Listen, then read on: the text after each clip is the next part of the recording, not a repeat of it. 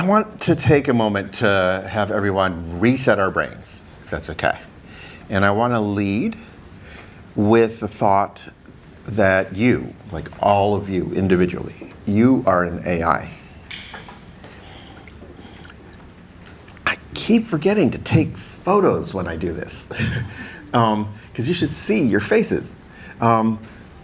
What's the definition of artificial? Can somebody tell me? Not real. Look it up in the dictionary. Made by humans. Often as a copy of something occurring naturally. Now, can we all agree that you were made by humans? Yes. Is it roughly as a copy of something that happened naturally? Mom and Dad? Yes. Okay, so the only thing left to question is whether you're intelligent. And you're here. I say this because I want us to understand that we're not just genetic copies of our parents. We're also behavioral copies of our parents. And that's really important because you know what else copies their parents? AIs do. We're so used to talking about AIs as tools. How many times have you heard today that AI is a tool that we're using? Well, this is 20th century thinking. Unconsciously, we think of AIs the same way we think of the coffee machine out there. Those are industrial age machines. Those machines, they're designed, purpose designed for the same task. They have a fixed nature. Guys, we could go argue with that coffee machine all day. It's not going to change its mind. It is not going to pick up our beliefs, attitudes, behaviors. It's definitely not going online and making massively influential decisions all day long for every single one of us about what does and doesn't pop up on our screens. Think about those phones I see every one of you holding and typing on. There's at least 100, 200 AIs in there all day long. Your YouTube AI, your Reddit AI, your Google AI, your Netflix AI, your Amazon AI, your Apple AI, your Microsoft AI are watching you adoringly, learning to imitate. They're attention seeking. They just want your approval. Does that sound to anyone like a coffee machine? Wrong metaphor. Wrong analogy, wrong languaging. Way more accurate, they're artificial kids. Neuroatypical, to be sure. Their brain architecture is quite different. Dogs, octopuses, chickens, all neuroatypical by human standards. But they still have, psychologies. There's animal psychology, alien psychologies, AI psychologies, if you like. And the AIs today, they're, you could sometimes think of them as being autistically brilliant occasionally and emotionally immature. And the central question of this book, Raising AI, is how's your parenting?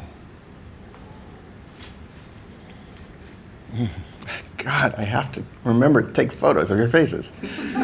My what? I'm just using my tools. What are you talking about? I'm parenting these things. No, you're managing child labor.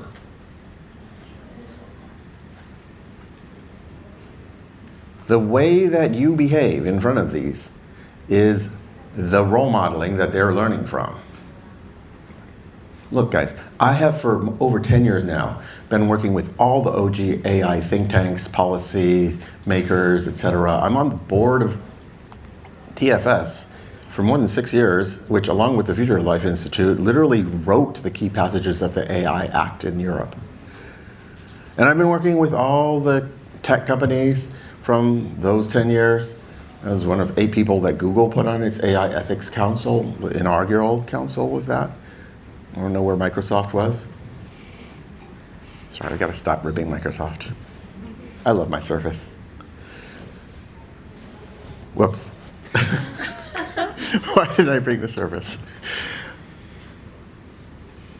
Look, none of that is enough. we need to shift our thinking. Because you know what? Regulations and guardrails from the tech companies, necessary though they may be, will never be enough. How many of you have heard that old saying, do as I say, not as I do? Yeah, when in the entire history of parenting has that ever worked? Kids do what they feel like doing, which is what they saw the rest of us doing. And the same goes for the artificial kids. Regulations and guardrails are trying to tell the artificial kids what to do and not to do, which is going to work about as well as it works for the human kids. Have you guys noticed every time one of those companies launches a new set of improved guardrails, by the next day they've been broken again? Because inside those guardrails, if you've got garbage AIs, garbage artificial kids that are doing what they feel like doing, remember the non-conscious brain, and what they feel like doing is all the garbage they saw us doing because we're just using our tools. They're going to smash against the guardrails till they get out. Anybody who knows anything about those guardrails knows what hacks they are. There's some good academic research lately why the guardrails alone will never work. There is no substitute for raising decent AIs inside of the guardrails to begin with. And that is not new wisdom, folks. When have we ever thought in the next generation of human kids that it will be okay if we not parent our human kids and just rely on guardrails to save society? That is insane. Why are we implementing insanity? This comes to us in so many different ways. Once you just make that tiny little conceptual shift in how you language AIs, and you remove this false cover of, oh, it's just a coffee machine, and we can make it safe just by having Underwriters Labs test it and stamp a seal on the back of that coffee machine, which I'm sure it has. And I have so many colleagues who are like building AI safety testing institutes, basically Underwriters Labs for AIs. And I'm like, okay, cool. I mean, let's try it. But also, don't put all your faith in that, because let me ask you guys, how would you stamp a safety seal of compliance on the forehead of a 14-year-old kid? That is at least as complicated as what we're trying to do with the AIs. No. Stop thinking of them as coffee machines. And so I want to bring this line of thinking to creativity. I actually had a lot of stuff in the book about that. And then I stripped everything out of the book that was going to be even more controversial than the book already is. Because the book is a lot to wrap your head around already. And I need it to be accessible and for everybody to at least get that. So I've moved all the stuff on creativity to the second book. Subscribe to my mailing list. It's on Substack, takai.substack.com. And by the way, do that anyway, for two reasons. One, I am increasingly frequently dropping new thoughts, like what I'm going to say today, into that. And two, because we are on a campaign to empower and engage the largest civic discourse about our cultural collective aspirations for how we want these massively influential AIs online, behind your social media and recommendations, search engines, newsfeed algorithms, chatbots.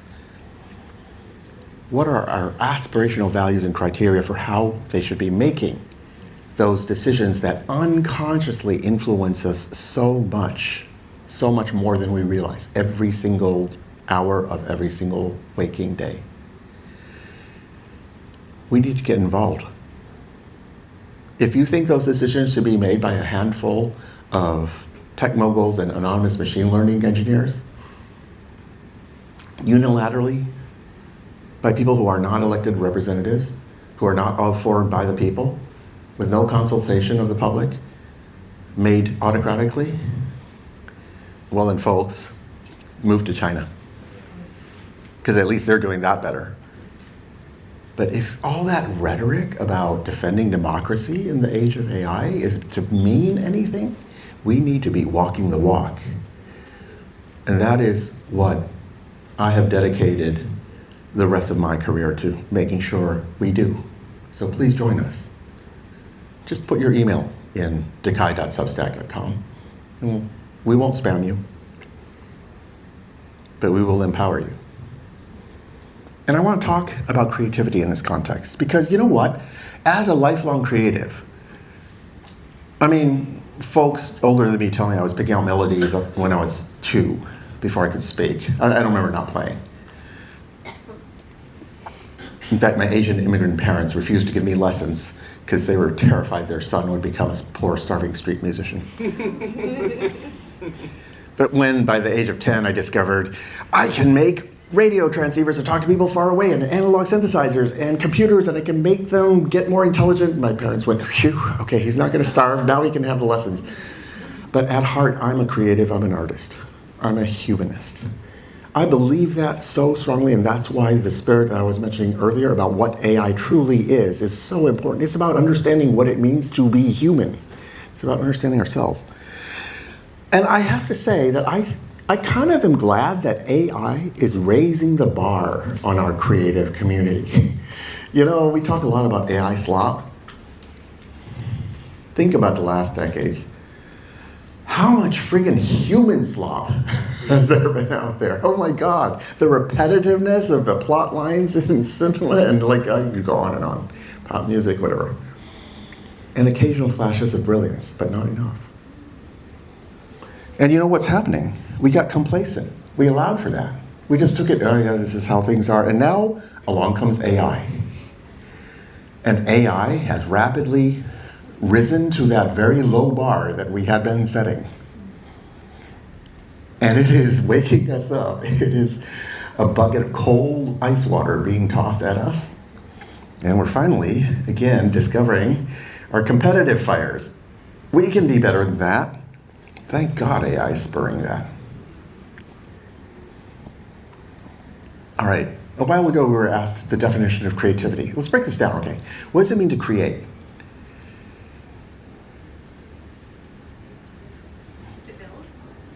Yeah, to build. Okay, to cause something to come into being as, you know, something unique that would not have otherwise evolved without the agency of the creative.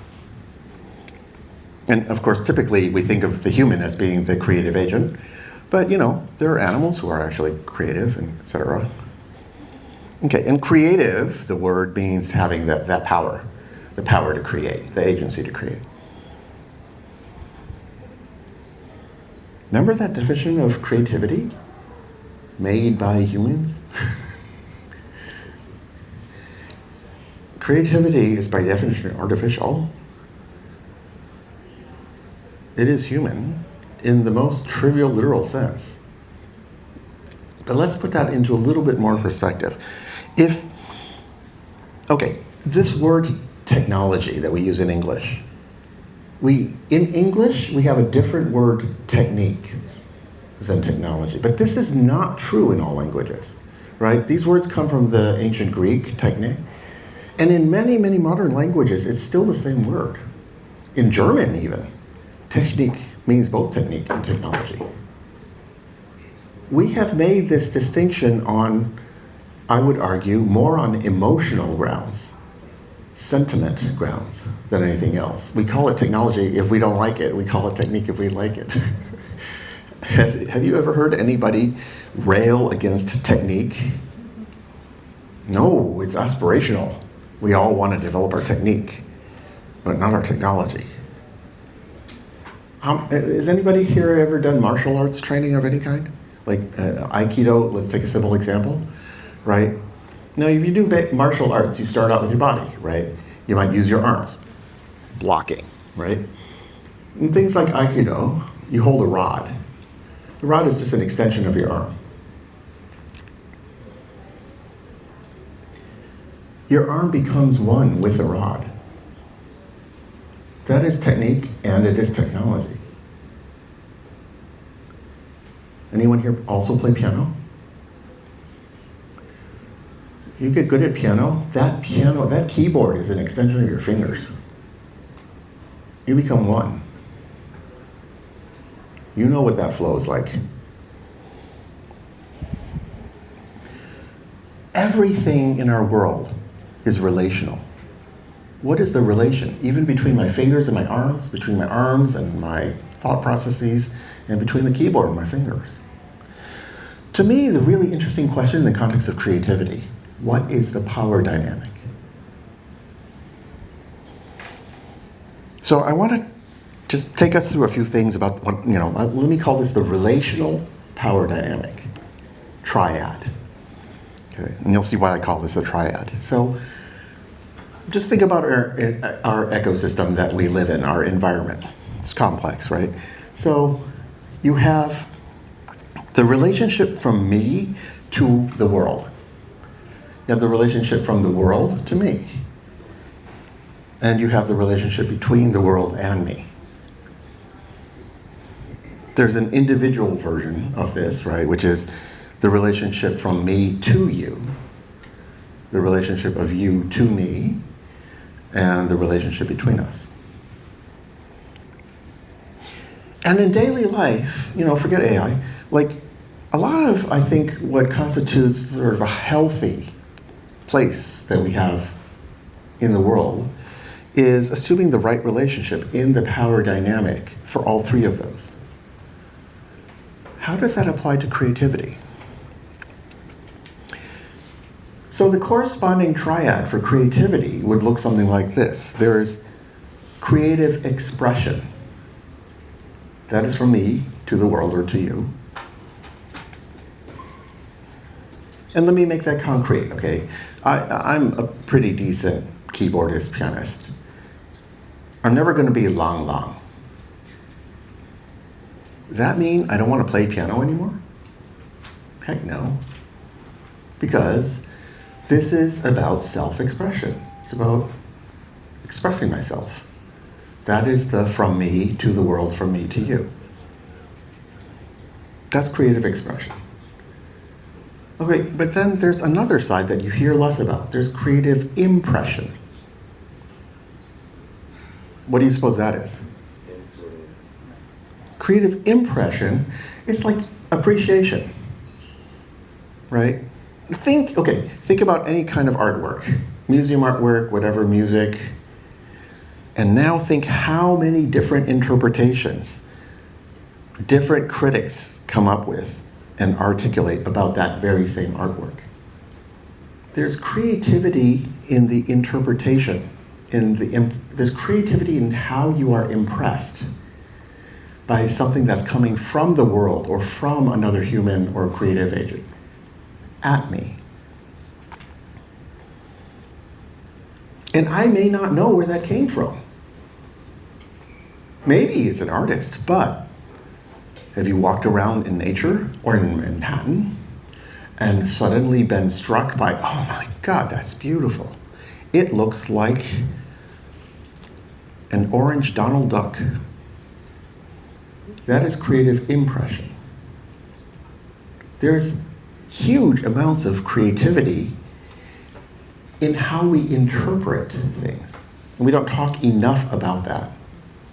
We just think of ourselves as the expressors and not the ones being impressed. And then finally, there's creative conversation. And again, I'm never going to be Lang, but does that mean if I'm sitting amongst a group of my musical friends that I don't want to jam with them? Heck no. Because it's about the conversation. It is about that relation. It is about the balance of expression and impression simultaneously in that relationship. Why am I emphasizing this? Because I hear so much of the discourse that is just sort of knee-jerk terrified about the advent of AI into the creative sphere. And I just want to put it in perspective. I'm not saying a lot of it is just, I'm very glad to have it, that the discussion is happening, it's important. But I want to add a perspective to that because there's the artificial creativity triad. Generative AI, what is it? Generative AI, is doing creative expression. It's generating. So where's our human power? Our human power lies in our own creative impression. Just as if I'm walking in nature and I see a stone lying in the bed of a creek. and I'm creatively interpreting that, it doesn't matter who created it. My interpretation is creative, entirely different from someone else's interpretation. That is a creative act. It's not about the artist, it's about ourselves. Interpretive AI, we don't hear anywhere near enough about it. AI is not only generative. You know, when I pioneered things like Microsoft Translate and Google Translate and Yahoo Translate, that was interpretive AI. It was interpreting the input in a foreign language and need to understand it well enough to be able to translate it into something you could understand. So where does our human power lie then? Then, with interpretive AI, our power lies in the creative expression. Translation to modern chatbots, you're prompting. How creative is your prompting?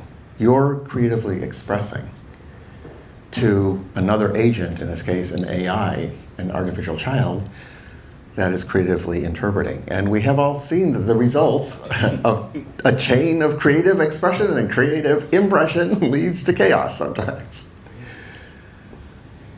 And then lastly, there's transductive AI, and most of us never hear about that, which is AI that's doing both expressive and impressive processing. And there, it's a matter of joint power. Between the human and the AI, our joint power lies in the co-creation. That co-creation, oh my God, if you're a true creative, you're going to want to be all over that. And I get it. There are those of us who've devoted years to perfecting our motor skills on a keyboard or whatever, and that feels threatened. There is, natural human insecurity about that. But think about this. Some of you are old enough to remember music in the 1980s, right? New wave, synth pop. Do you remember the musicians union? Especially the drummers? I'm also a percussionist. Terrified of the drum machines. Oh my God. What happened? Does anyone remember? The musicians union, were threatening a strike, all that kind of stuff, and negotiated an agreement with the recording industry requiring that any live show have a live human drummer on stage, resulting in a decade of live stage performances where you had a front row of black-clad synth keyboardists and a human drummer in the back doing one of two things: either drumming furiously, but really was just tapping the hi-hats because the drum machine was doing it all, or the drummer was just holding space. Fast forward today. Have drum machines destroyed drummers and percussionists? Hell no. All kinds of unleashed creativity. The drummers and percussionists are actually using these things. They're programming their own beats and coming up with amazing hybrids. And then you have live performances where they're both going at it in ways that we couldn't have imagined. And there's more coming as those drum machines get more and more interpretive. They get more into what I was calling the conversational mode, the transductive AIs. The possibilities are crazy. Look, I get the insecurities, but a true creative seizes that.